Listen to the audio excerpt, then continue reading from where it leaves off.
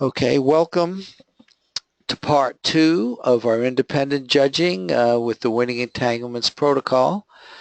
Uh, this is on the all-important feedback session, and uh, we'll just begin. The last one, we did the remote viewing session, the judging, and we actually talked about it and did some wagering. Okay. Now, what the game where we actually predicted was the Houston Texan versus Green Bay Packers game, the NFL. It was yesterday at 10 o'clock. Did any of you watch the game or know what the outcome was already? Because often some people do, and in a way that's a kind of loose beginning of the feedback session. I got an update on the score, but I didn't watch the game this time. Yeah, I was the same way. Okay. I don't know anything. Ted, right. Ted knows only horse racing. Okay, hi, Lori. Um, I don't know if you know about the outcome of the game or not. No. Okay, well then I'm going to go through this as if we don't know, but I know and um, John knows, and we'll get to that soon enough. But sometimes people do find out even before they get the email with the outcome because they've been watching the game. And just know that your emotional reaction when you find out is part of the feedback session. It's entangled to it. Okay. Now, what we did yesterday, Friday, was we had two coordinates. We set up two duos, kind of teams, John and Julie and Lori and Ted. And with that, the independent judges made predictions independently, and they both said it was photo site B, which were different for each of the teams. And they gave them a high TAR confidence ranking of 5. So we felt reasonably confident,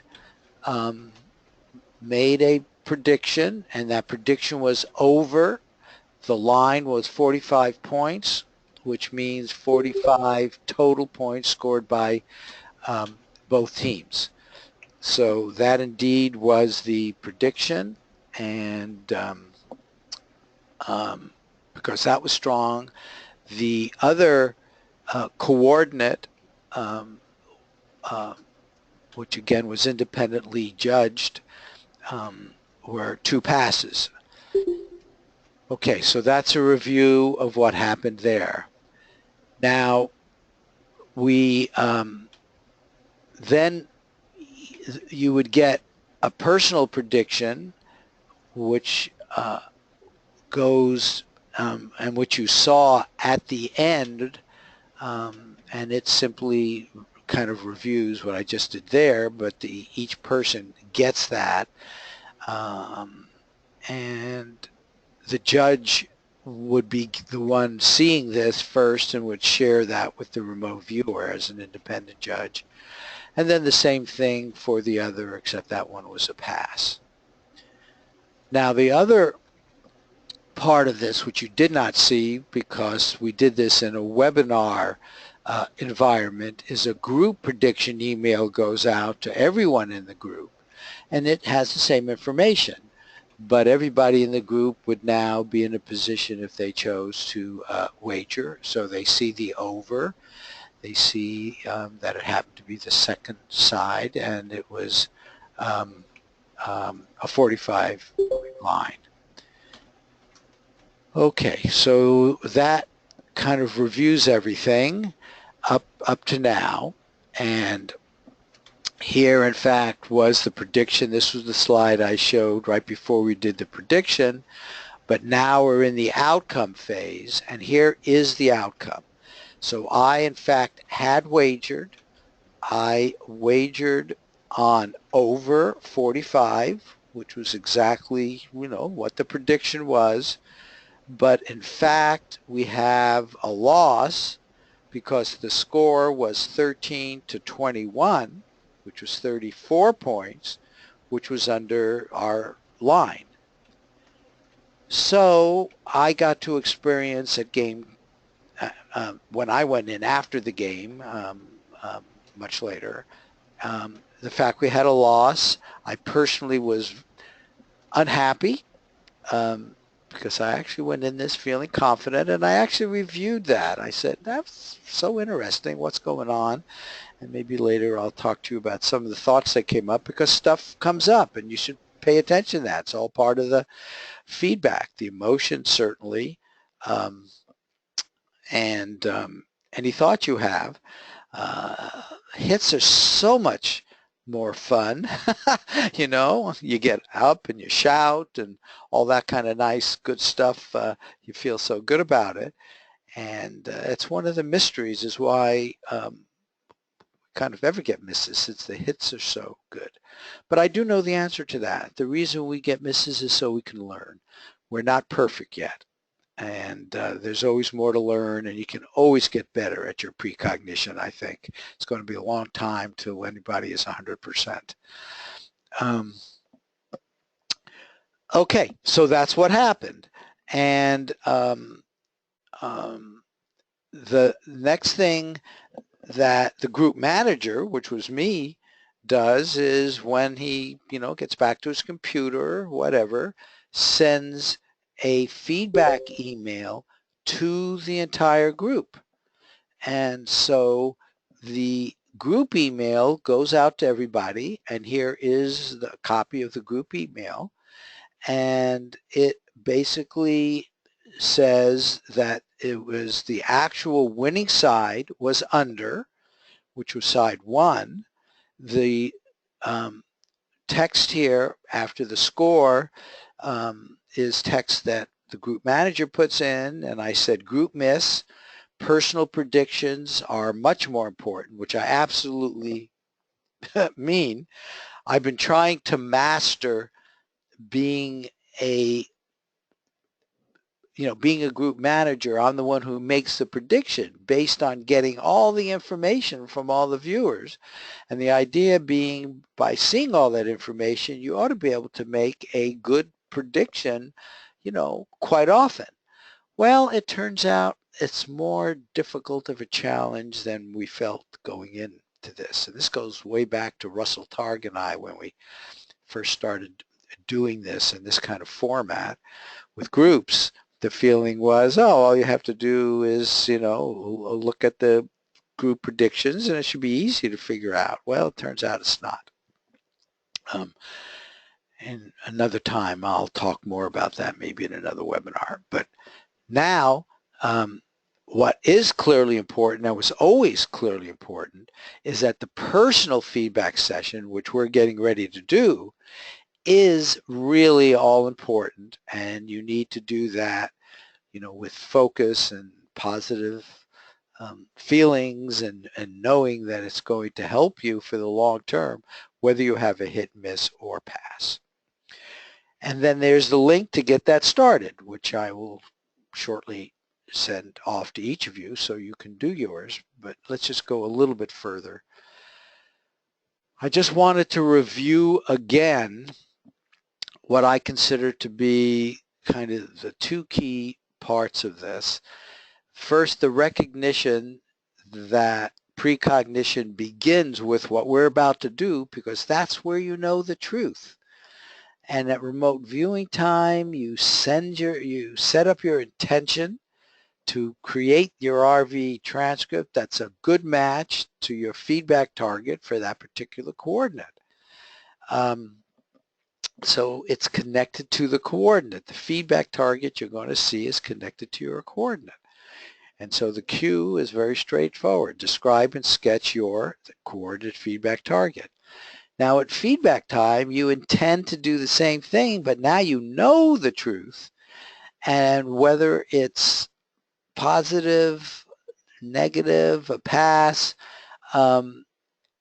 Now you do a full up session, and you're about to do one, and we're going to talk about them, where you're going to try to get even better. You know, with a hit, you're going to have one set of emotions, with a miss, another. In either case, you turn it into a positive experience because you know that all of this is going to help you. You know you're not perfect yet, and your intention is to improve for the long term. But it's all about the feedback photo site, which in fact, your feedback session time is your target. Okay, so the target is the feedback photo site that you see during your feedback session period. Now the other part of this, which from a practical standpoint is somewhat more challenging and worth really focusing on and paying a lot of attention, is getting into an expectation mode, a positive expectation where you indeed are going to and you expect to describe and sketch your feedback target. Expectation is different than intention. Expectation is like, you know, it's already a done deal. I know it's going to happen. You have an expectation that the sun is going to rise tomorrow. It's a whole different feeling. You like take it for granted because you know precognition is real. You know you're going to do a good job this time. You get it, you know, and yeah, part of you is going to say, well, yeah, I'm not 100% right. Okay, but when you're doing your remote viewing session and when you do your feedback session, try to get into as much of a positive expectation as you can. And here it's for the short term, for that session you're about to do, for this particular coordinate. At feedback time, it's both. It's you're getting into expecting that, yes, I am going to do as well as I can for the last one, and we're going to go in and see how well you did, and there's usually lots of good stuff in there, and we'll be doing that.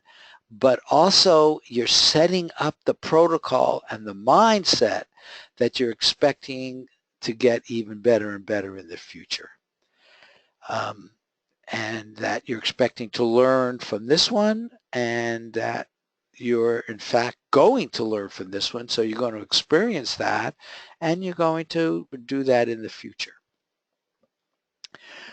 Okay, so final summary, precognition begins with the feedback session. It's like time seems to flow backwards because we know precognition is real, so the truth contained in the feedback session seems to flow at one sense backwards in time to the remote viewing session. But I actually think this is a deeper way of looking at it. It all amounts to the same thing.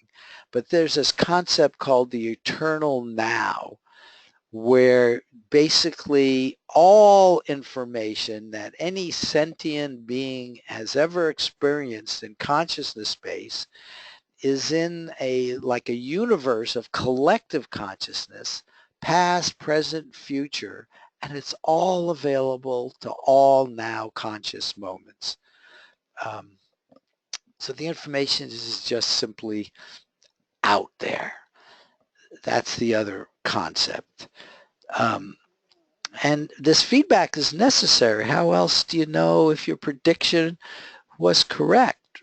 So this is really how we learn. Precognition really doesn't have a whole lot of meaning if you don't eventually get feedback.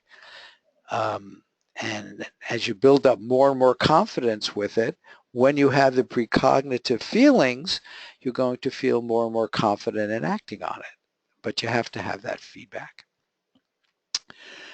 Now, this is the ideal time to learn about this communication channel, which is, we talk about the submerged consciousness. You only, in the physical world, experience a conscious moment at a time. You're conscious right now.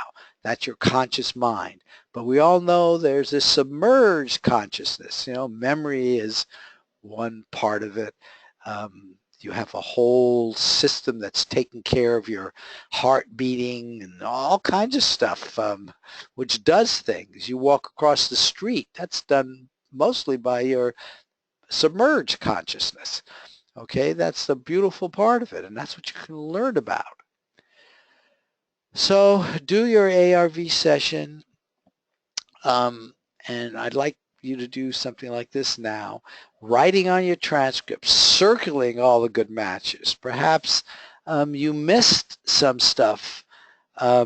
Mentally review your judging session. I don't recommend going back and looking at the other picture, but hey, the judge can go back and look. Judges do feedback sessions as well. I'm sorry I didn't say that earlier, because there's a lot to be learned from judging, and as an independent judge, you get to learn about your remote viewer, which makes your judging better next time around, because there are always subtleties in the remote viewing session from the viewer that you want to learn. And then be creative in how you do your entanglement with your remote viewing session. You know, I say circle it, but there's all kinds of other things that you can do with beacons. I always recommend writing over the coordinates, saying it out loud, doing that at both remote viewing time and feedback time. Okay, so let's do our feedback session. This beacon power is this thing which makes the entanglement stronger. You know, you can almost think about it as some memories are stronger than others. What caused that? Well, you might think about that. Often there's an emotional thing to it. It was very important. Or maybe there was some special attachment to it. That's what we mean by a beacon. The coordinate's one type of beacon. Saying it out loud is another type of beacon. Okay, now I'm going to send this feedback link to everybody. I had set up the email. It looks like it doesn't want to go there. Well, okay. Let me do it. I just want you to see the email.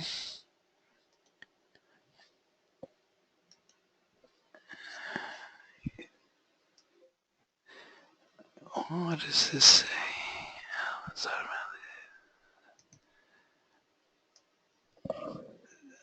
Okay, so remember I told you that the email was sent out to all the group members, which includes, of course, all the people who did it. So I'm going to send this now to all of you. Millie, I can send it to you as well, but you won't have anything to do, so you just keep watching, I think. Okay, so I just sent that out now, so you should all be receiving that. And let me, why don't you verbally verify that you've received it when you, or in the chat box when you do get it. Okay. Okay, so here's where it's important that you know, usually you just put in your own email address, but since we've been doing this in this format, John and Lori did 367769. They were the ones who did that coordinate. So you should put in, after you click your link and First of all, did you receive it? Okay, Ted, you haven't received it yet, but keep looking. I got it. Okay.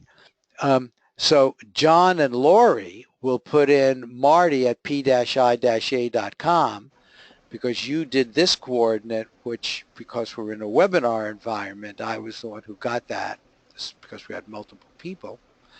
And then Ted and Julie, oh good, you're Julie, you're here. You guys would put in the name M. Rosenblatt at att.net. Okay, so that should make sense to you. So if you want to get the feedback for 3677 and you were the person who did it, now the judges, they saw both from 367769. So, you know, the judges are in sort of a somewhat different position and do not, for now, I would say, go in as a judge. So right now, just go in as viewers. Marty, I had to step away for a second. Can you? I'm kind of confused what we're trying to do right now. You stepped away. Did you get Yeah. Did you get the email? I just sent an email. I got one that says prediction and line. And it should have said about a miss or something like that. No, it's a feedback one. In fact, I got it too, so I can even show it to you. We can make sure we all have the same one. Is it the carve? Nope, that's different. Oh. It's No, I don't have an email from you. okay, wait, hold on. Did I send the right one? Yeah, this is the one I said. It should say feedback for webinar workshop. And Ted received it. And I haven't gotten it yet. Here you are, right? So it is this one. Oh, here we go. Okay, it just showed up. Okay. So what you're doing, we're doing our feedback now, and this is typically how it would come to you, and typically you would put in your own name. But I want you to put in your remote viewer name equivalent, which for you was Marty at p-i-a.com. Okay, so is that clear to all? Oh, yeah, okay. Okay, because you are a viewer, and you're now doing feedback for your remote viewing session. I mean, that's what the feedback is all about. Really, the feedback is the key for the remote viewer. Now, judges have stuff to learn as well, but I want to focus on the remote viewer and that entanglement, okay? And then, Lori, so you're doing the same. Now. Oh, wow, that's interesting. Okay. Marty, I don't know what to put in. I don't put in my email address. I put in yours. You put in Marty at, right. Lori, you put in Marty at p-i-a.com because you are acting as a viewer under that name when you did 367769. So okay, so it's Marty at p-i-a.com. Okay, I'll try that. So you clicked on that link, you put that in. I mean, it's very straightforward, and you should have in front of you the feedback picture. And since we had a miss, it won't be the one that, you know, you hope to get. But now is the time. Now is the time to look. And what was your laugh, John? That's good. You're obviously looking at it. Well, because I don't know what the other target is, but right. This one to me looks like my session, if I would have self-judged. Although, like I said, I don't know what the other target is. I just kind of am laughing at the data no, but that I'm you getting. judged. No, you do know what the other target is. No, oh, wait. You judged the other target as a 5. No. Oh, I judged it. Julie judged John's Oh, that's right. transcript. And you gave the other one a 5, correct, Julie? I'm sorry. Yeah, Okay. yeah. Now it's Is it possible to bring up John's? notice what I tell you what we're going to do, because John looked at it and noticed he immediately felt it was the correct one. And so we all want to understand that, because that's what you do at feedback time. So John, Right. go ahead and Should I forward you my transcript? circle things. Yeah, but circle it. Do a full session right now. Okay, well. You know, in fact, you do your feedback sessions just like I want people to do it. So do a feedback session, mark it up, you know, trace over the coordinate, do your thing. And Lori, and also now, Ted, you should have the feedback in front of you as well, right? I do. And Julie, you have it in front of you. Get your Correct. transcripts and mark the stuff on it that matches. Circle it. Feel good that you got some things which in fact match. Okay, so do I'm that. supposed to be comparing this image that I'm seeing now to the image that I connected to in my RV session on Friday. Is that right? Well, except you didn't say it quite right. On Friday, you were supposed to be connecting, intending and expecting to connect to what you're seeing right now. Yes. This is your target, okay? And so what you're going to do now is give yourself as much positive support as you can by finding those things which indeed match, okay? And giving yourself some nice credit. Thank you, Sub, for giving me, you know, this much information. Yeah, I see not everything matched, but circle the ones that did. And then okay, so you guys have that? Both of you had passes, so I suspect there was some good stuff and some that wasn't. But right now, emphasize the positive. And then using what I call your remote viewing session, remote viewing eyes, senses, remote viewing senses, add a little something. I wish I had just done a quick little sketch which captures the essence of it, and put that somewhere on your paper, which is telling your sub, you know, next time you might give me just a little more. You might add another, you know, general phrase or even a gestalt if you didn't get one. Just a little something telling your sub, hey, next time, why don't you just give me a little more? You know, this would be a little bit better if the communication channel could include stuff like this. But don't make it exact. Just sort of expand the communication channel a little at the level of your remote viewing senses right now. Okay, so that's the way you do feedback sessions, in my opinion. But people need to personalize this, just like the beacon becomes personalized. Okay, so that's what you should be doing.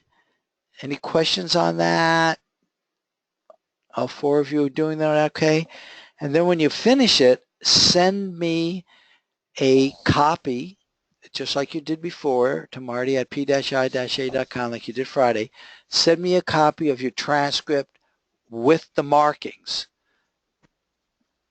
And then we'll talk about it. I think that's the best thing we can do now in terms of the feedback sessions.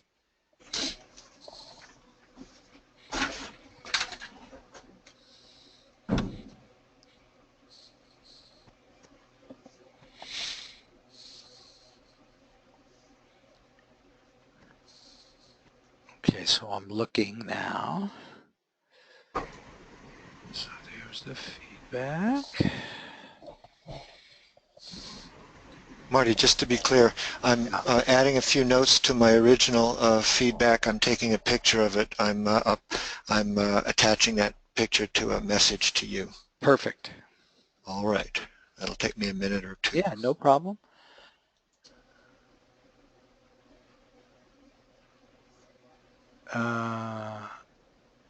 Okay. Just stepping away for a few minutes to find my phone, which Yep, is my no camera. problem. No problem. Be right back. Yeah, everybody now should be doing that. If there are any questions, let me know. Okay.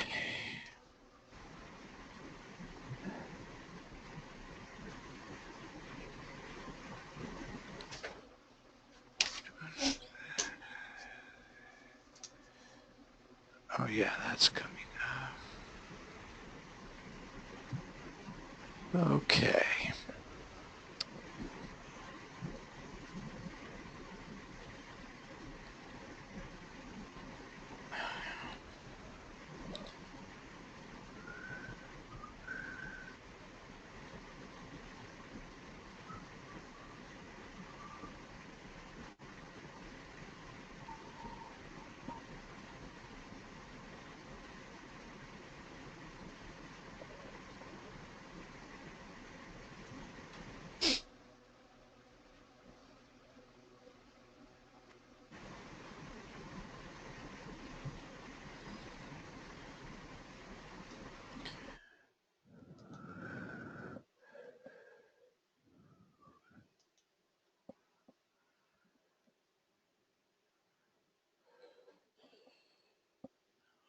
Okay, good. So I got yours, Julie.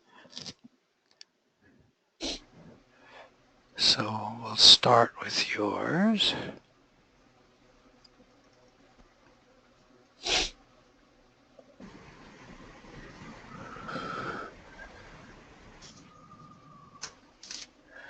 Yep, 672. Let's wait a little. The other people are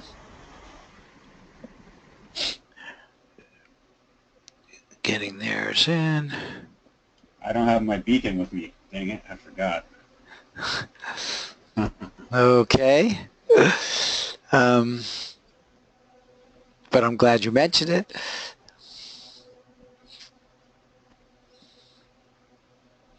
What did you use as a beacon? Sage. Oh, nice.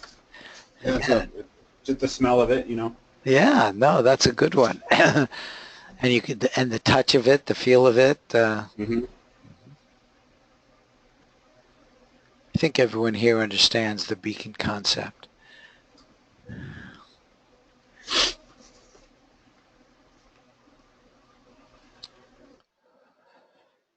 Okay, so I got Julie's first. Let's see how the others are coming along.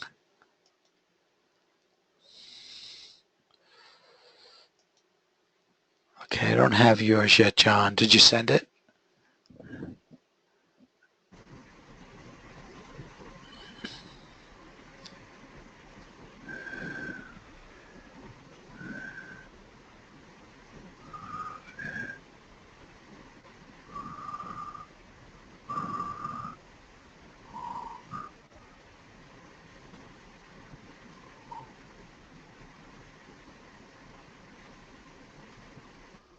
Yeah, I have to.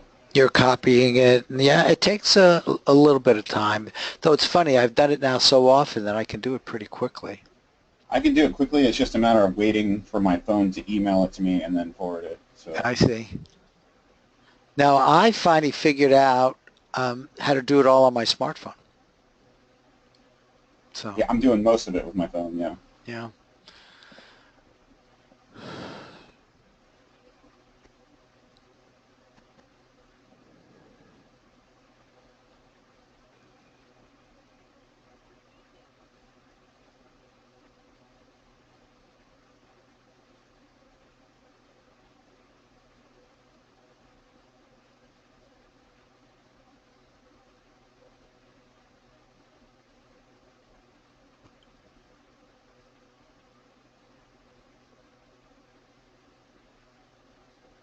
I sent mine, Marty. Okay, good.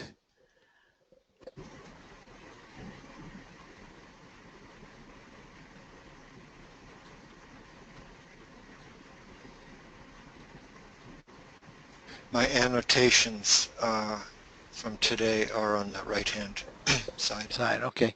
Yeah, I'm just going to go through these in the order I received them, so. But let's wait until Lori and John finish theirs so they can, watch everybody else's, because it turns out I'm very clear that this is one of the best ways to learn, is just to go and see what other people have done and how they responded, because it turns out almost all of us end off going through all the phases. So the one I'm going to send you, Mark, I did it both ways. I normally don't mark up my session. I do another feedback. But Right. in this case, I did another feedback like I normally do, like a standalone feedback page, and then. Okay, that's good. Yeah. No, that's good. So we can talk about that when we get to yours. So that's good. And Lori, you coming along okay?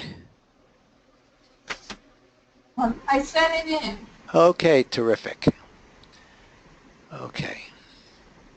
Okay, well then if they're all on their way, then let's just start. They'll show up. So let's start with Julie's, which is here. Okay. So Julie, yours was a pass. So your judge didn't feel it was that strong. With you looking at the target, how do you feel? In fact, I wonder if there's any reason not to show the target. Yeah, I don't, if you're trying to show the transcript, I don't see it. You don't on see. my. You don't see. No. Does anybody I haven't see? been sharing my screen. Oh, how could someone not tell me that? There we go. Oh, I am so sorry. It's okay. You guys have to keep me honest. I mean, I was showing my slides and you were just listening to me. Okay. I'm afraid that's how it'll go up in the recording. Maybe what I'll do is make the PowerPoint slides available as well this time. Okay. Anyway, here we are. And I can get the picture. Okay, so I've got Ted's. I think we should look at the picture at the same time. I think we will learn more that way. So let me go ahead and get just what you did. You were M. Rosenblatt, correct? You simulated M. Rosenblatt. Yes, AT&T. So this is the picture you, Right. that's Correct. the feedback for that sign. Same for me Correct. too. Exactly. So let's do that. So maybe we will do yours. There we go. Okay. So that's kind of cool. So, Julie, I can see you gave yourself credit for man-made. Structure is sort of an interesting one. I don't know. Yeah. Some people might call that a structure. Some people might not. And I don't know how the judge did that. I see not brig-like. Yeah, there's a touch of white in there. It's like the smallest color in there. Yeah, and so yeah, you got that. I have to tell you, as a judge, I give, unless it's a dominant color, white, it's almost hard to find a picture that doesn't have white. Same thing for Exactly. black. No, I agree. Yeah, but at No. feedback, that's fine, and then blue, yeah. And what was over was a word you put? Oh, I see, like one with over the the other. backing. Oh, yeah, good. Yeah, actually, that was good. And the judge, I don't know if the judge gave credit for that or not. Your judge was John. Did you like over? I don't think I counted that one. I didn't. Yeah. I didn't get the concept of it. That's interesting. And even if you were to self-judge, though I think if you were to self-judge, you probably would have said over there maybe. Anyway, that's why we're talking, because there are misinterpretations and different interpretations of the same words. And as a judge, you need to be a little open to this, because the subconscious, how would you describe the fact that they're one on top of another? Saying one on top of another would be really clear, but the subconscious tends to use a lower level language. That's how my data comes through. A lot of times I say things on top of things, or like she has those vertical lines on top of each other at the top. That's how my data comes to for that. And you did that. You circled that. Very nice. Now, I was thinking those vertical lines, and this goes back to the John Herlosky thing where he was explaining how he judged. I think the pure judgment is to judge what's in the photograph and what you see. So if there's, say, a rock in the outer area that it would make sense to be there or whatever, that wouldn't be included in the transcript because you don't see the rock in the actual picture. But what I was, the reason why I circled it was thinking that maybe that was the non-existent film that was once on those film reels.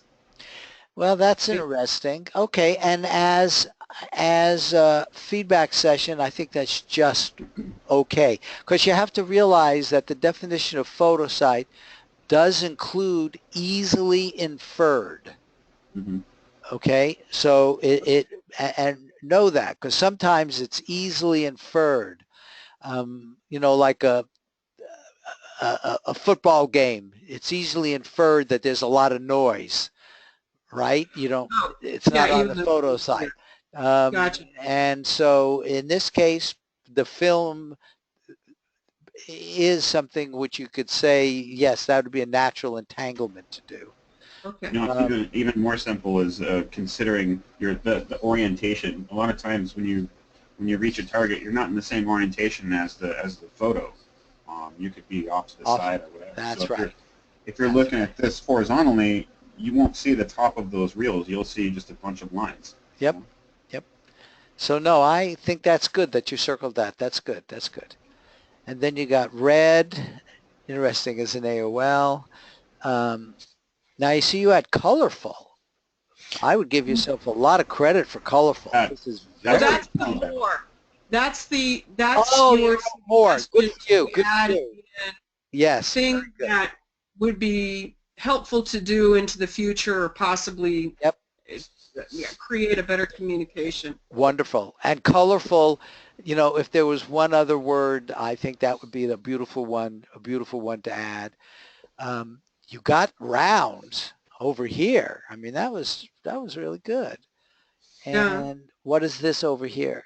That, okay, so I want to give myself a lot of credit for that. I'm wondering, because it's a dotted line, I'm doing those kind of lately now, and that I've never done them before. It might be the film wound on the reel being unwound. Maybe your sub was trying to do that. What I would do is circle it. Great. Hey, sub, maybe you were trying to tell me that. Could you be a little clearer next time? Exactly. And in fact, then after that, you might put unwinding, or I don't know what word that the sub might understand, a low-level word, or a little, I know what, maybe a swirl, like it's unwinding, rather than the circle is here. But if that's what you were trying to communicate, hey, thank you, and maybe a little spirally thing might have been better.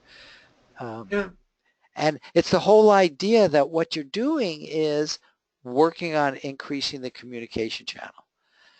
So this was great. Yeah. Mm-hmm. One other, just another tip. If you want to go back over your session, your old sessions later on, if you're going to mark up your transcript, it helps to use a different color or highlighter or something. So I didn't have another color at hand, so yeah, but yeah, I usually have a red marker nearby that I do that with. Yep, and that is a good suggestion. Okay, very good. Thank you, Julie. Let's do, I noticed that you had a triangle too. I'm sorry, say it again? Oh, this is Lori, and I noticed that you had a triangle, and there's some triangles on the reels. So, yeah, I wrote roof-like structure next to the triangle. I was doing an analytical overlay, so I was kind of looking at that thinking that I ruined it by the analytical overlay. yeah, you still drew the triangle. Where's the triangle? How come I don't see a triangle? The green one especially at the top of the green one. I didn't know what to do with that. John, did you discount the triangle? Can you I still don't even see it. Probably. Probably. Oh, it's kind of where your pointer is. It's a semi-triangle. Yeah. Oh, you mean, this sort of a triangle. Okay, yeah, I understand. Yeah, that's... On my transcript, I put in a triangle with roof-like structure, which I think I destroyed by giving it an analytical overlay. So, Marty, this is the accurate image. The feedback target for this coordinate, period. Because I scored her as I could tell that this is the target she was viewing. I just didn't see it high enough to actually bet on. So it was like her score was like a 3 and a 1. So I see. She was aimed at this, but I thought that both sides saw B, and that's what we bet on. Because if we, maybe I'm mistaken in that. Well, no, this side was a pass. This side was a pass. Okay. In fact, I want to go back. I would agree with John. If I was doing it on my own, I would have called it a pass too. Would you have? Okay.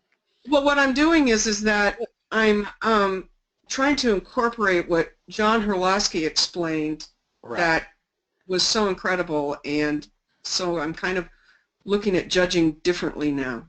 Which thing are you talking about?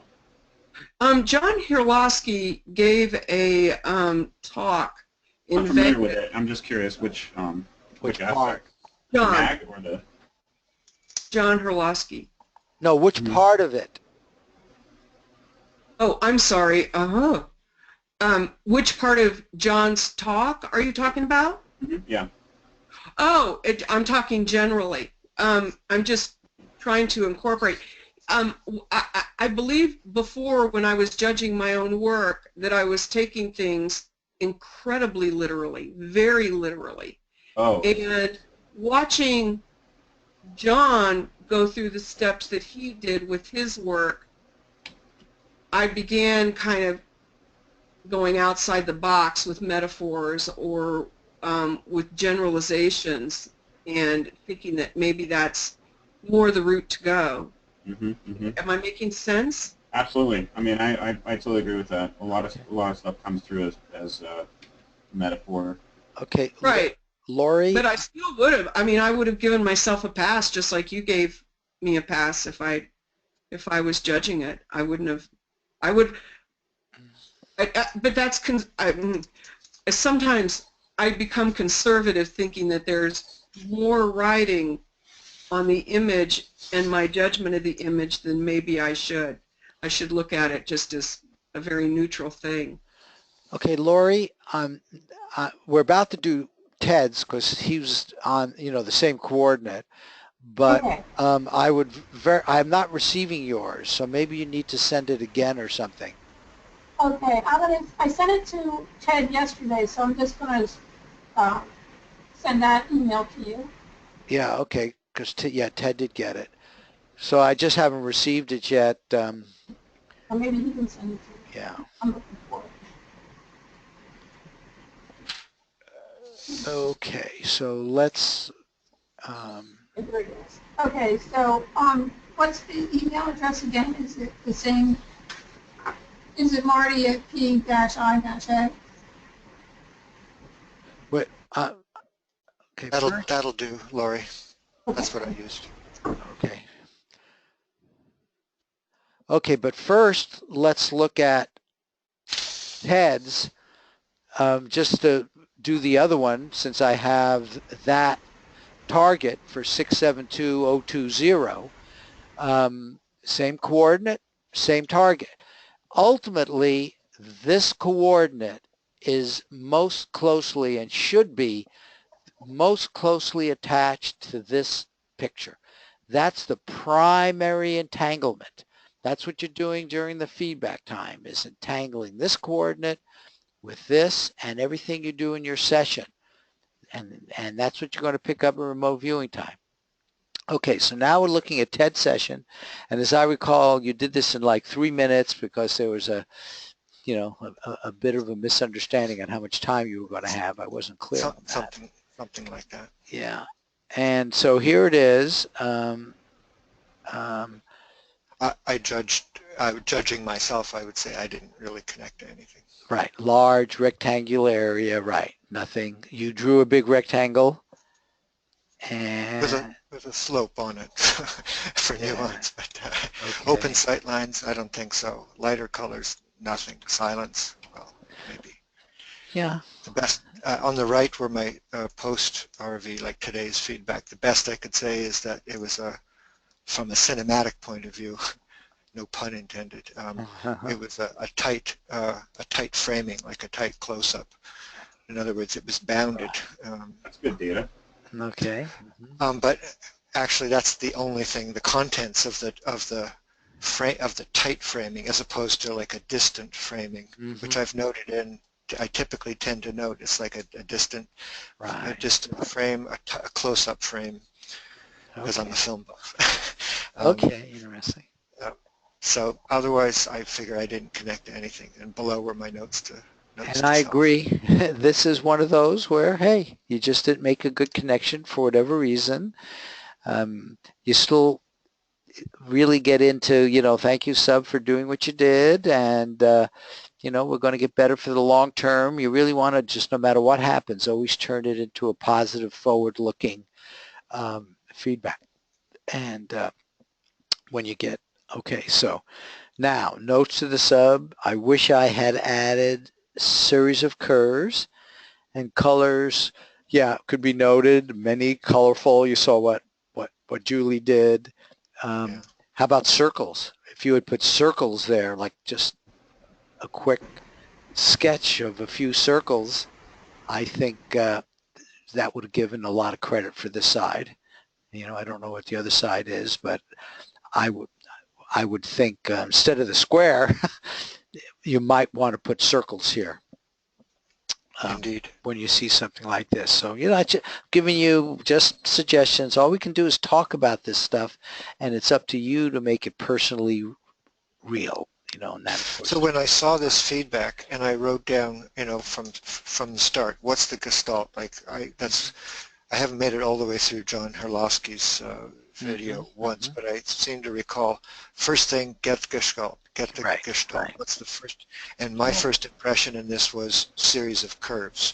So if even I had drawn a series of curves under gestalt, this brings up a question that I have, and that is that there's two images that are out there, and that the judge sees two images.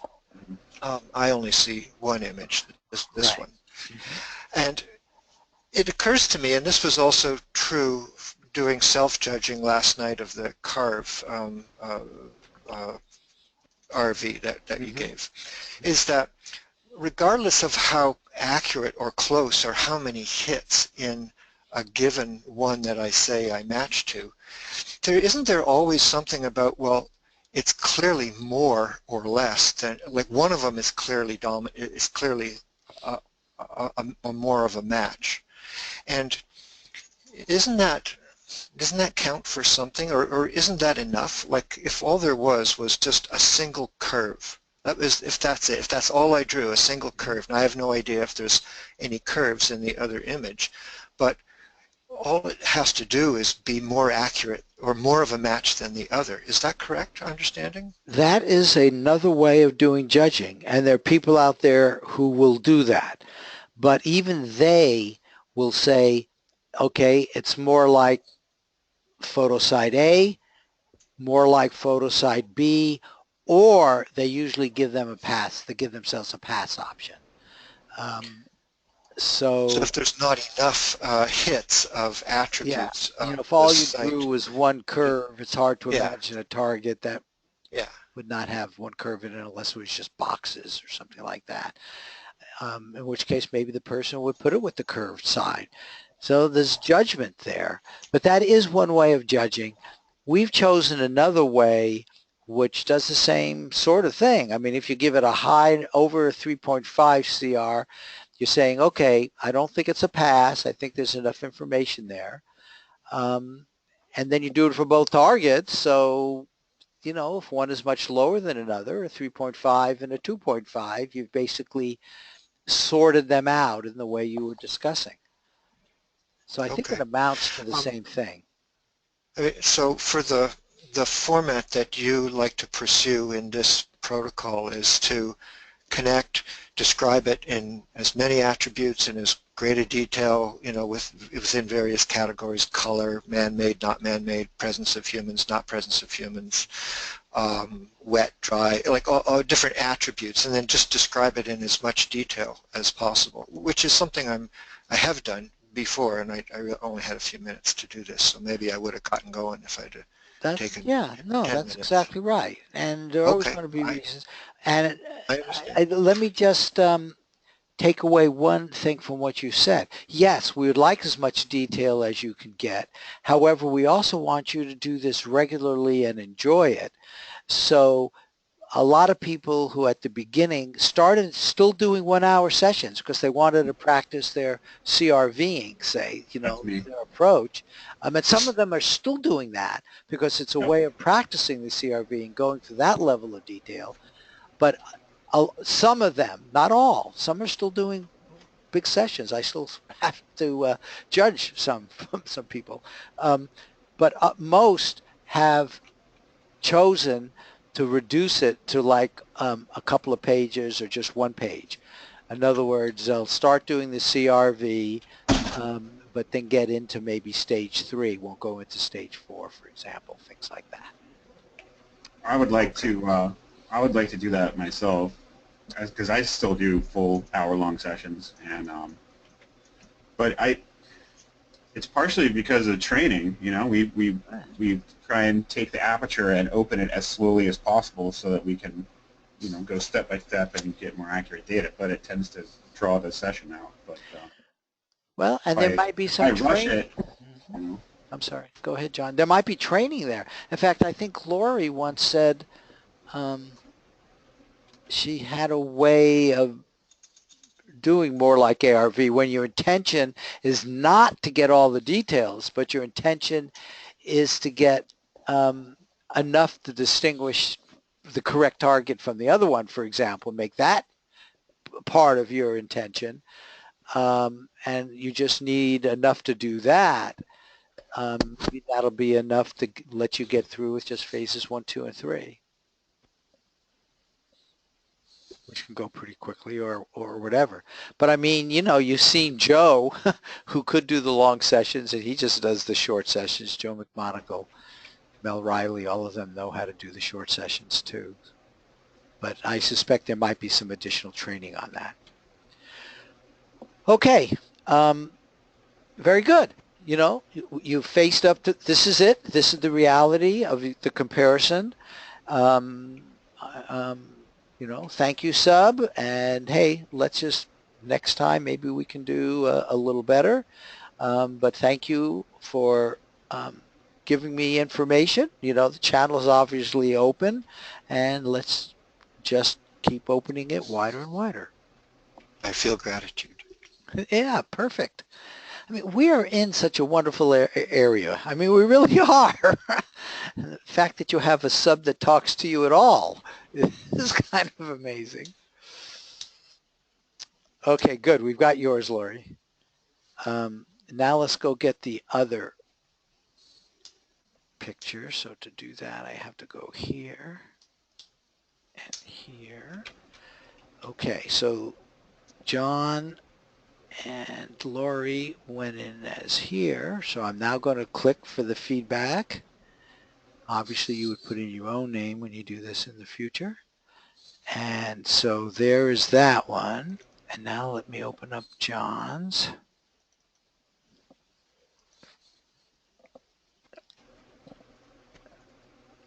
Okay. That's my that's one of the feedback. I have 2 photos for it.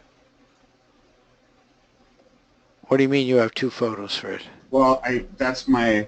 Oh, you mean you have 2 transcripts, 2 different transcripts. Yeah, that's just my feedback, and then the other one I marked up my actual session. Okay. Well, you know what? Why don't you just tell us how you marked it up so we don't... Well, I sent it to you. It's in that same email. Oh, okay. But this one is just the feedback, like I would like to have seen the data come through. Okay, I understand. Let's go look at the other one. So that must be this one. Yeah. Okay. Yeah, this is a better one. Yeah, that's my actual session. Right. And this is the one marked up. So. Okay, that's good. And you can see he uses a different color. And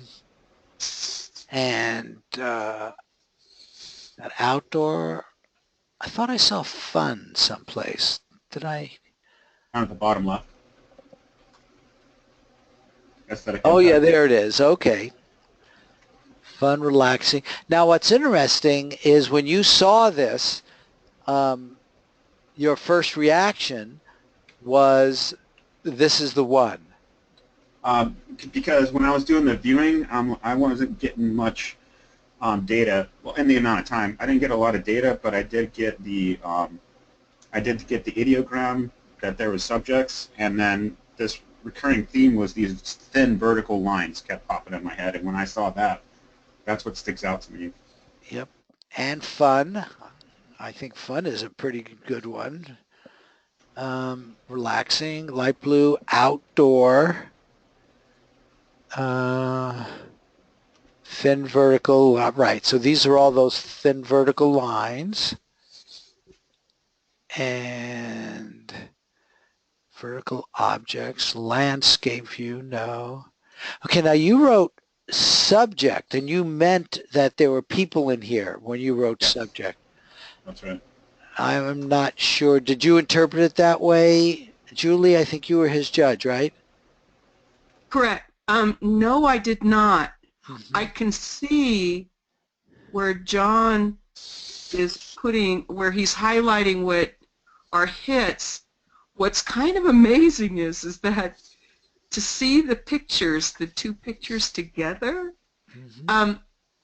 If you were to put them as a picture pair, they're a wonderful picture pair because they seem so completely different. But to see the other picture and then to see his transcript, including the page 1 with the gestalt, he nailed the other one. Oh, she's talking about my image streaming before the session started. Oh, correct. Yeah, I mean, it's like it's uncanny. And what's really super interesting is that there's so much, even though if you were to look at the 2 pictures, you would say that they're completely different. I mean, mm-hmm. they're, you wouldn't say that. I wouldn't say that now after looking at how highlighted hits. From the remote viewing eyes, you're saying they look closer than you might think, huh? Oh my God! Yeah. Well, that goes back kind of, I think, to I kind of wonder sometimes if it's not an impossibility to create a perfect target pair. Picture pair. It really honestly is. There are just so many elements to pictures, plus it's also so personal. But hey, it's okay, Julie, uncanny. Let me ask you this. What you just did was a really good kind of thing that the independent judge should do. You're remembering the basis of your judging.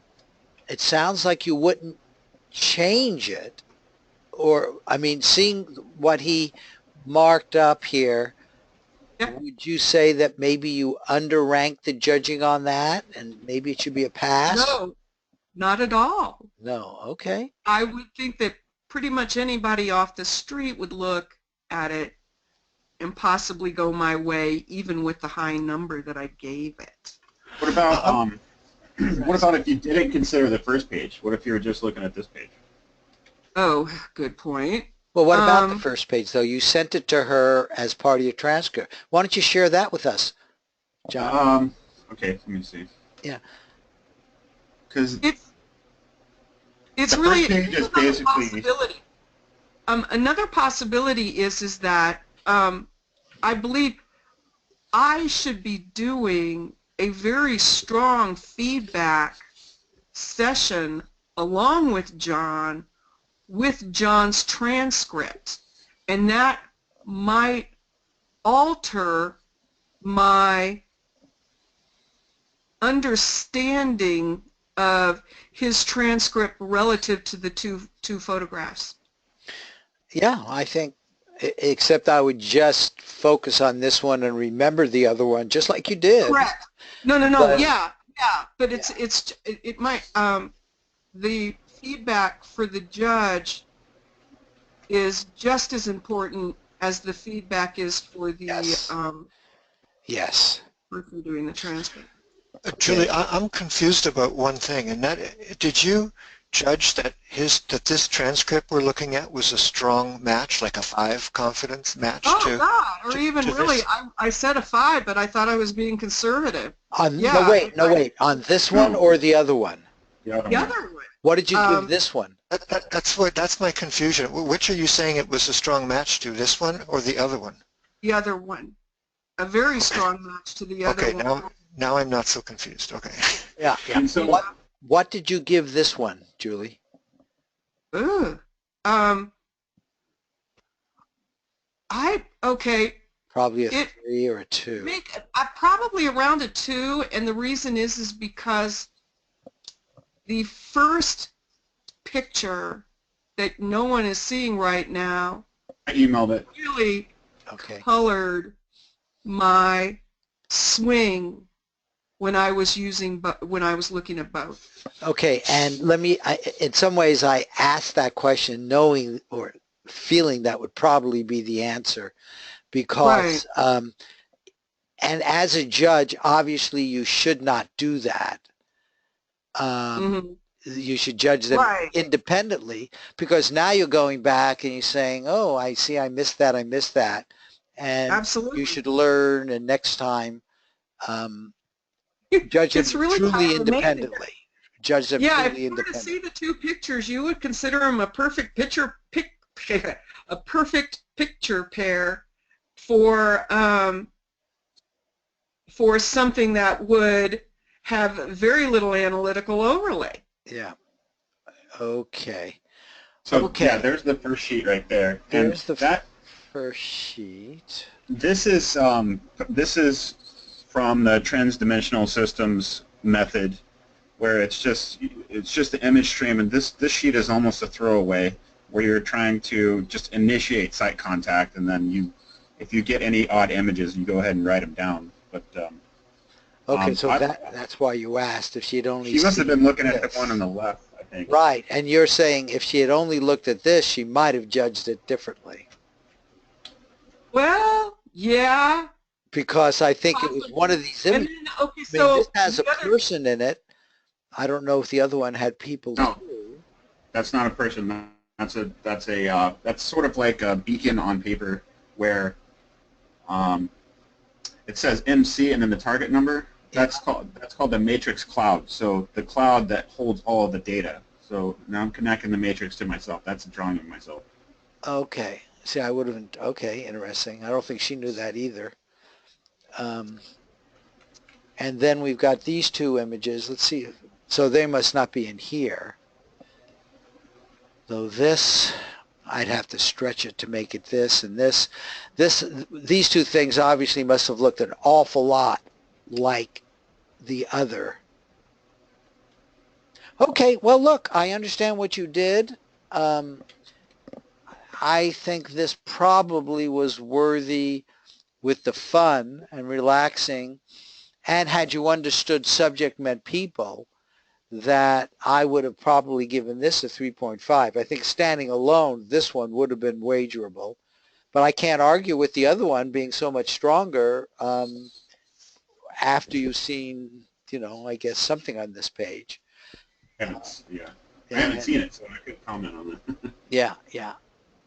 So, okay. And you won't see it. We're doing independent judging. Right. But I think we're all learning the kinds of things that come up, and that's the purpose of this webinar.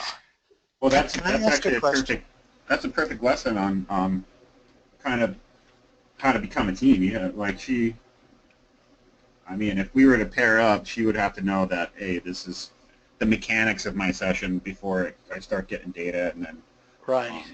Yeah, there is a small learning curve, which is and the fun. word subject means something rather special to you that you appreciate, and you might have to decide if you want to include this page or not with her. So there's a real relationship there, judge-viewer relationship. Okay. Can I ask what is meant by the term ideogram? Ooh. I have it right here.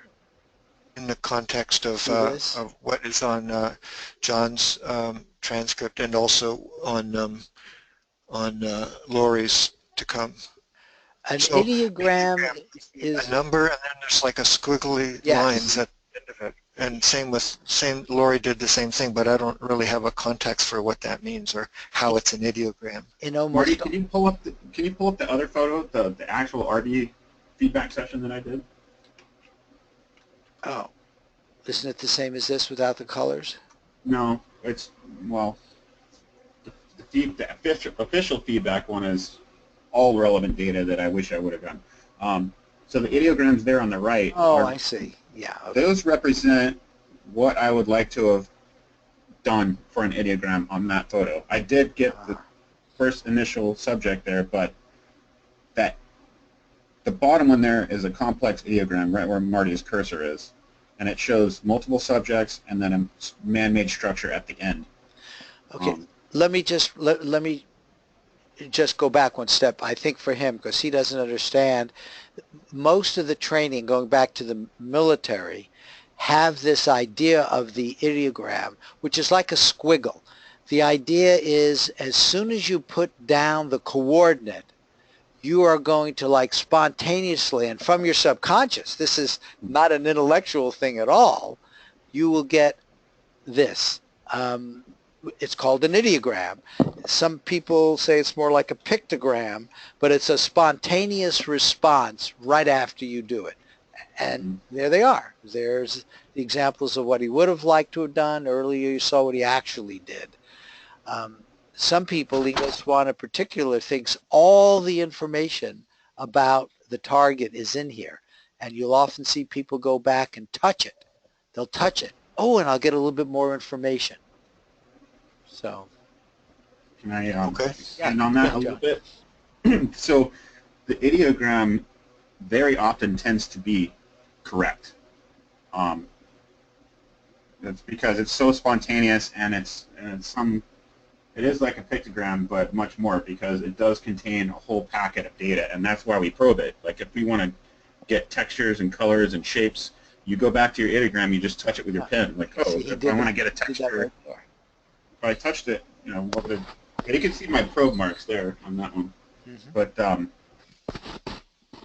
and then when I do my feedback, you see how I've made my ideogram a little bit different. That's actually training my conscious and unconscious communication system. Okay, I saw the ideogram, but next time I see a target like this, I'm consciously telling my subconscious, this is what I would like to see. I want to see I want to see more than one subject and a man-made. But the interesting thing about ideograms is they're it's very much like an archetype. you don't even have to train yourself, and you'll automatically make very similar shape. Like if you do an ideogram and it looks like a peak or a mountain, even untrained people will get that. So you can start doing ideograms right now and then train yourself up later to be more refined. But it's a really important thing to learn. Okay, I get that, especially in context of what we're going to see from Lori's transcript. Okay, interesting.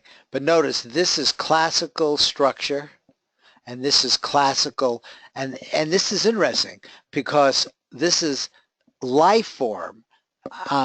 You may use it only for human beings, John, or do you use it if there was a field of flowers? Would that be a life form for you? No, it's high order life, something that has decision space or a level of consciousness, basically. Is my an animal. You would include an animal in this, but not plants. Mm-hmm. Yeah. Okay. See, so that's something that Lori could learn. Because even here, I mean, then notice that came up big here. Twice you got the subject. When I say subject, that means it's a person. Yeah.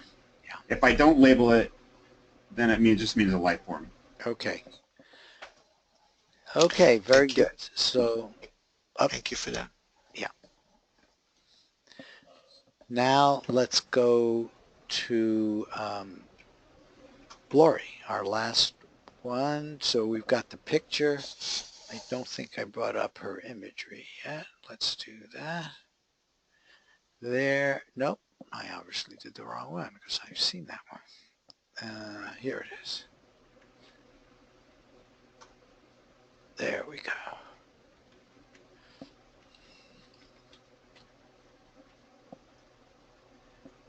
Now let's see. Oh, okay, very nice. 2 pages. Go ahead, One Lori. thing that's useful to know is that I didn't have this I didn't have this transcript when I did the judging because she couldn't send it to me. She sent it to me later, so I have seen it. But she just called me and dictated it to me, so that's what I made the judging on. Okay. Well, let's look at this now. What did you do for feedback, Lori? Did you write stuff on here? It's not obvious. No, I didn't write anything on that. What I thought we were supposed to do is leave your feedback session, describe your feelings, ideas, and stuff like that. So I did that, and then I must have done it on your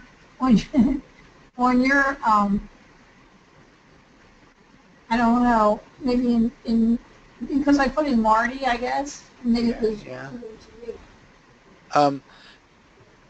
know, in that box where it says submit feedback comments for me and under John. the photo. Okay, but what I'm just trying to understand, this looks like the raw and a very nice raw transcript, but Yes, what I don't get is that you did a feedback session. Yeah, I did it. I wrote it out. Oh, on a separate sheet of paper. No, I wrote it. Oh, this is stupid, I guess. But you see the merry-go-round picture? Yeah. And then there's a box where it says leave your feedback session. Ah, you wrote it all in there. Yeah, and that was really dumb, but that's what I did. That's not dumb. No, that's a reasonable thing. That is a reasonable thing to do.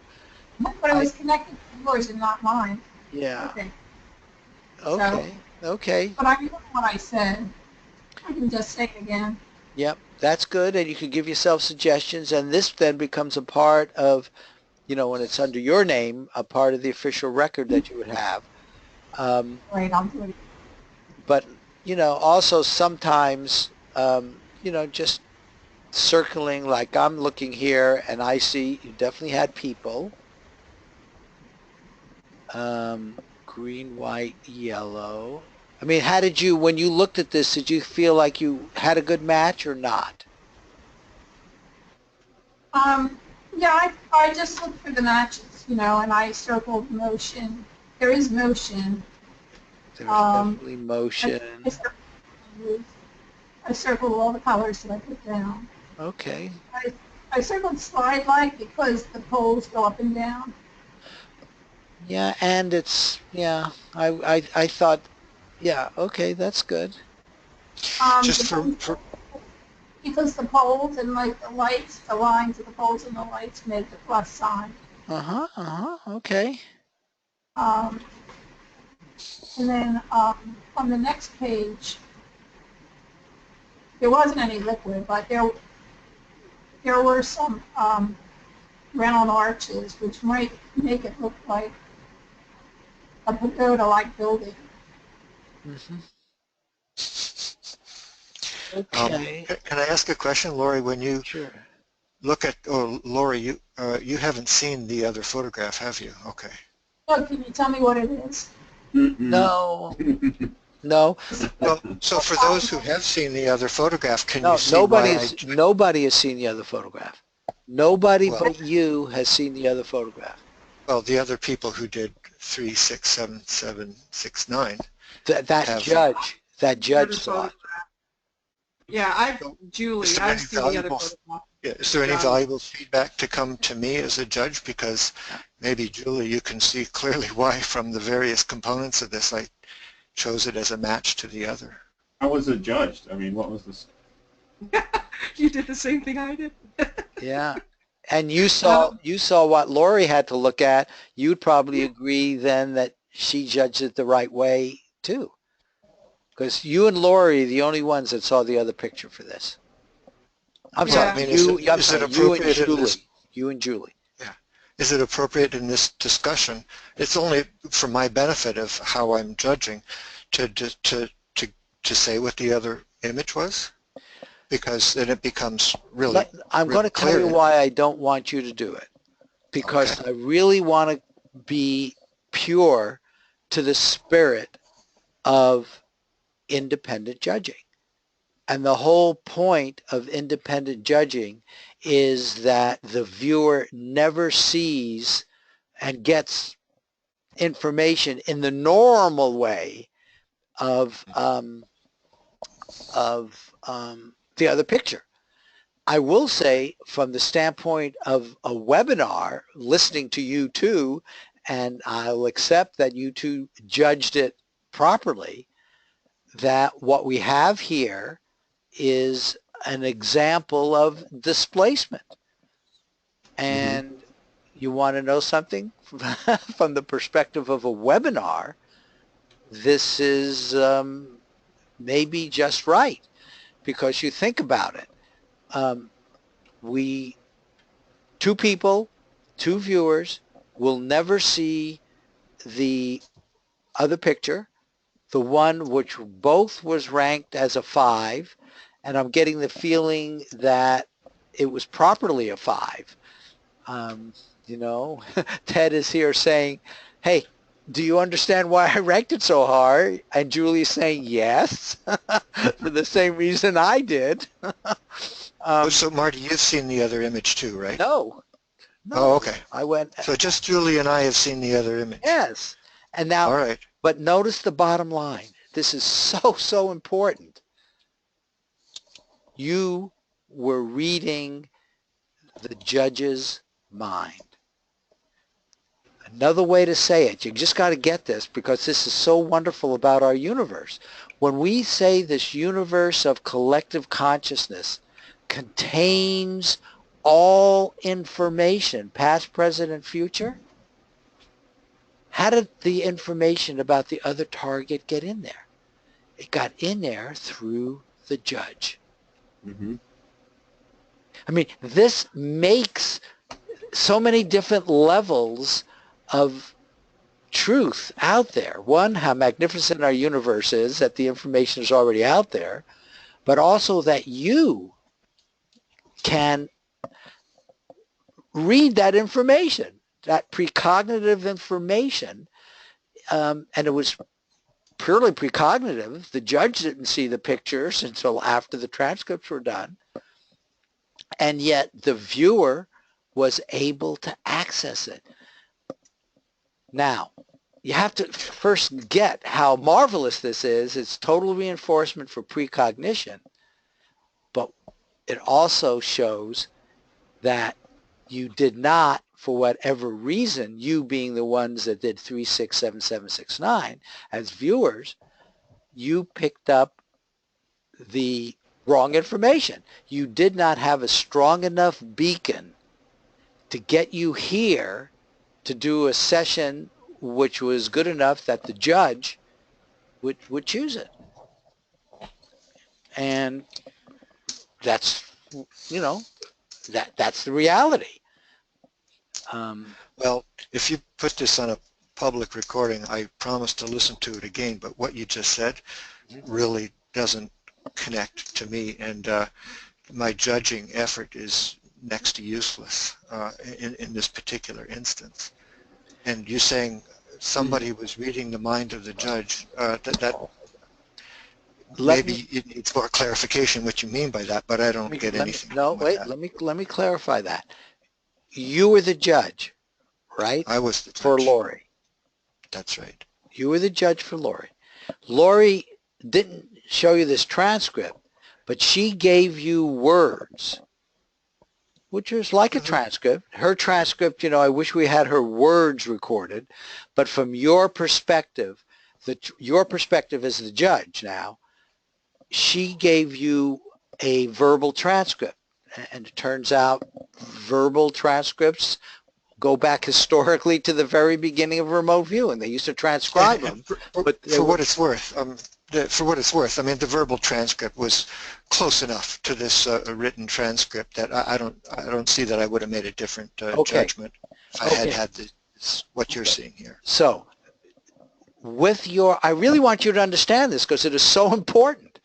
With your transcript, okay, this one verbal, you gave the other picture a 5.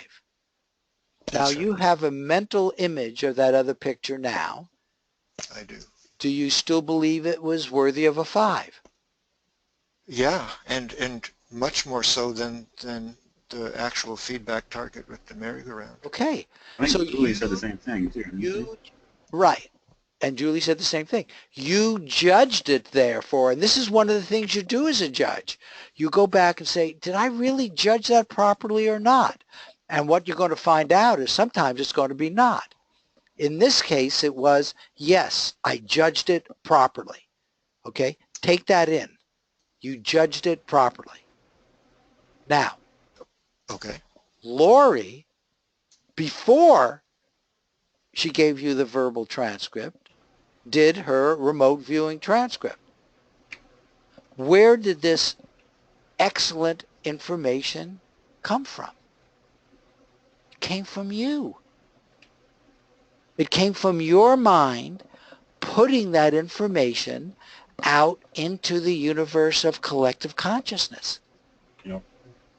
Oh, okay, so since she never has so far, and maybe Never will see the other image, the only person that she's entangled with is me, and I saw the image, and so she got that image from my mind, and then or many of the attributes that she described came from my witnessing of the image. Is that what you're suggesting?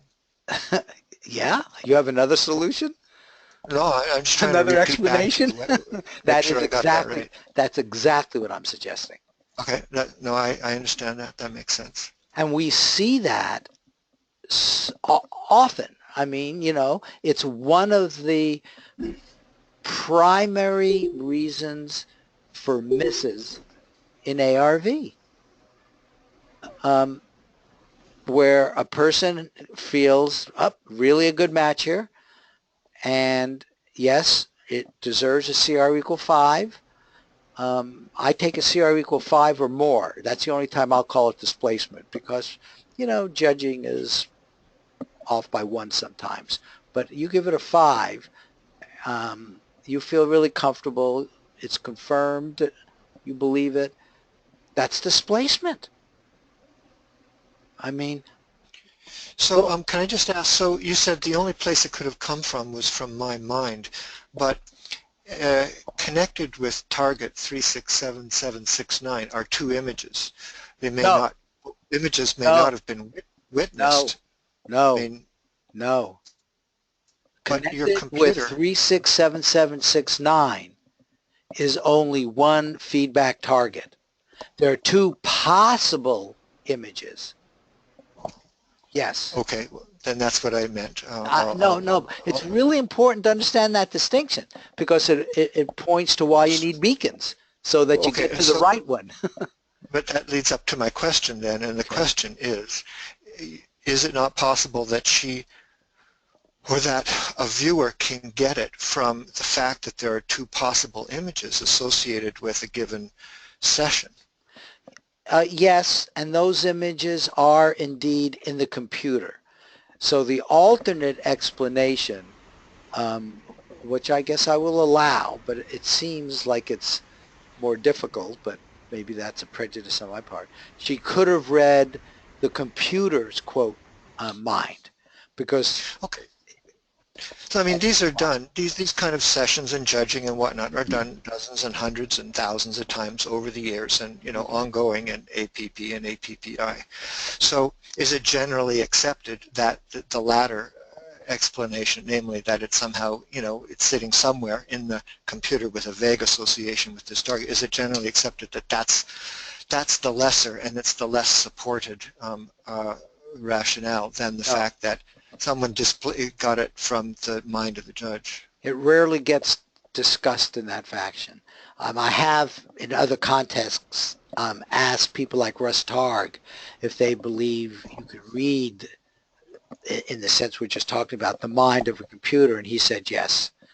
And I think they've done some experiments where the feeling was only the computer had the right information, but obviously that's not true because eventually it got shared with human consciousness or we wouldn't be able to. Okay, that's a good enough explanation for me. I think I got something valuable out of your assertion that displacement came from her reading my mind. But your alternate is a possibility, and that's all I would say. I also wonder if there couldn't be a problem with tangling for the person that chose the photograph here. Now, those photographs were chosen a long time ago and are not associated with this coordinate until they got chosen specifically this time. So this target might come up again with another coordinate. Okay, so later. It was the computer that put the two photographs together. It's not a human being that put two photographs together. No, it is a human being that put, there are 800 pre-paired photographs, 800 of them. They were put together by human beings that did see them as a pairing. But it was not associated with any specific coordinate. Gotcha. Okay. Okay, so this issue of displacement is in many ways why we are not done. And you got to get that. You know, if it weren't for displacement, going into this originally, God, 15 or more years ago now, you thought you would get, you know, you might be on, you might not be on all the time, but you would get random stuff.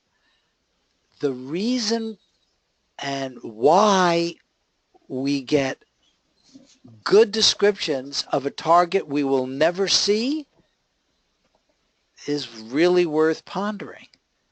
You know, why did you in fact go and get the information from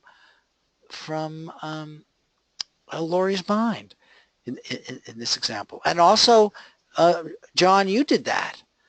You know, the question is, why? Was there something going on that you, okay, now we're all hypothetical here, and it's all very personal, but did you do it on purpose for some reason? Was there something in the air that was so negative that it pushed you in that direction? Marty, just for clarity, did you mean why did Laurie get something from my mind? No, why did you get it from Laurie's mind? What did I get from her mind? No, why did Laurie, I'm sorry, I did say it wrong. Why did Laurie get the information from your mind? Okay. Thank you. Yeah. But this very concept of getting a strong miss, a displacement, is why we're not at 80, 90%, right? Because why do you get misses? That's the key to trying to appreciate this communication channel because it did come from the same place the good information comes from. And understanding that is part of, at least why I'm here, and I think while you're here, because you're really trying to understand this communication channel. You're trying to make it better. Okay, anybody else want to comment on this? I know, John, you've been thinking about this a lot, because feel free to add to this, because we have a perfect example of displacement. Two of them, including one being yours.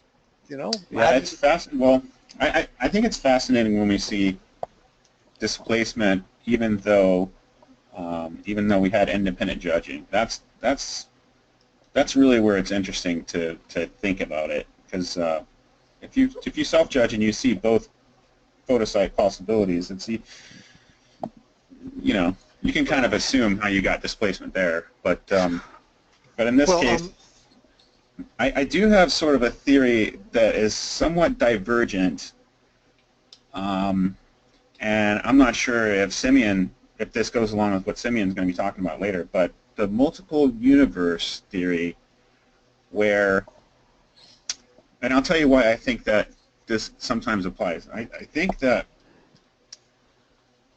there were two possible outcomes, over and under, and there may actually be a reality. Maybe the most probable outcome. Good point. The most probable outcome could have been an over scenario, but it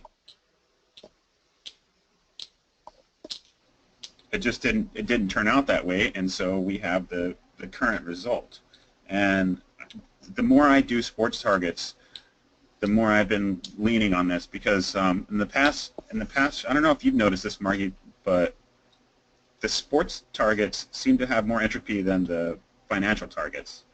I went back to the last 3 sessions we did in the sports target and looked at, okay, why, beyond just the sessions, okay, so this game we predicted an over, and it was well short of an over, and we go back and watch the game and see why it didn't turn out, because there was so many instances of human error. So, for instance, the game before this, we had a miss also, and it came down to literally 2 or 3 points.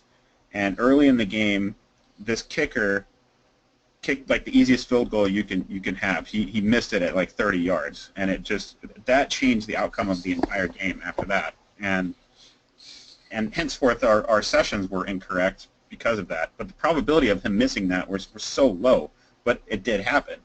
So I think sometimes in sports targets I don't say this from an ego perspective, but trying to understand the mechanics of reality, maybe we did do the most probable outcome, and that's what our sessions reflect. It's just that's not what came to fruition. Okay, let me comment. That's a good. No, you go first. Go ahead. Well, that's a good context for like a key question I found myself thinking about over the weekend, and that is, I mean, if you're merely trying, in your viewing session, if you're merely trying to connect to a photosite which represents some kind of a binary outcome, well then what does the actual event, the sporting event or the financial transaction, or whether the chicken crossed the road or did not cross the road. I mean, it almost seems like the event itself is irrelevant. It's the image that you're trying to connect to and describe, and the image represents whatever it represents. I don't think I grasp what the sporting event has to do with it, other than the fact that 2 images are the device that we use for making a binary prediction. Let me comment. Wait, can I comment on both of what you said now, John? Okay. Yeah. Because what you've put out, John, is a hypothesis which I hear a lot. So, a lot of people say that all you can ever hope to do is come up with the most probable outcome. Yes. Okay. Now, I don't agree with that, but let me just go a little bit further. What Ted has just said is the way I also look at it all the time. What we are doing is describing and sketching the photo, and that's all that matters. The game is just a random number generator as far as I'm concerned. So the game is just another random number generator, and you know, there are all kinds of things that get involved in random number generators, and it is possible that both of these targets were possible. Either one of them could have come up. So in another universe, which is where, you know, you started this, yes, this other, the other target is there in this other universe. However, and this is where I disagree pretty strongly in my mind with the whole concept. While prior to the outcome, in linear terms, there were indeed different probabilities involved. However, there is, in fact, in the universe, our universe, the one that I experience, an actual outcome. And it's this. There's this outcome. It has more energy, I believe, more power than all the probabilities that you've talked about. And so why get hung up on the probabilities when you've got the reality out there? And the reality is this. And so anyway, that's just my comment. I just never really buy the argument of the multi-universes where every universe is as real as the one that I experience. There's something special about what I call the real universe. There's only one universe. The word uni means one.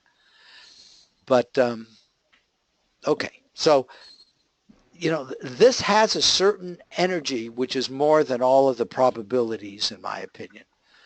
And, okay. That's all. Yeah, okay, so that's my response to all that. So just from my angle, I professionally study consciousness, and so that theory is intermingled with the bunch. In fact, I've been drafting an email on this. It's actually quite long that I'll share later on the discussion board. But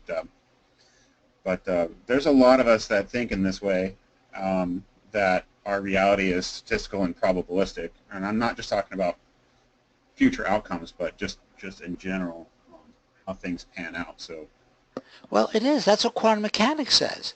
Right, exactly. It is probabilistic. I don't disagree with that. What I disagree with is that when you take the bigger picture that precognition shows, is that while it is probabilistic, there is only one outcome. Well, it depends on if you buy into the multiple universe theory, because if you do buy into that, then there are two outcomes, because you have a binary question, and both outcomes come to fruition. It's just which universe do you line up with at the time? Well, I know which universe. But I know which universe I end up with. I'm looking at it right now. You know, and all the other possible universes that follow in linear time.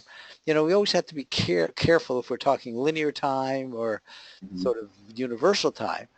But all the universes that follow from right now, the way I look at a universe, have this as being the reality. Well, except for the you that is in the bifurcated other universe. Right. Yeah, but that I think that's the point of the philosophy of the multi-collection of verses, is that you're in all the verses. You're there too. You're in the one where it was actually the reverse outcome. That's what they say, and what I'm saying is it's not true. I'm saying, and I know it's not true, because I do know that my conscious moments that I experience only happen one way.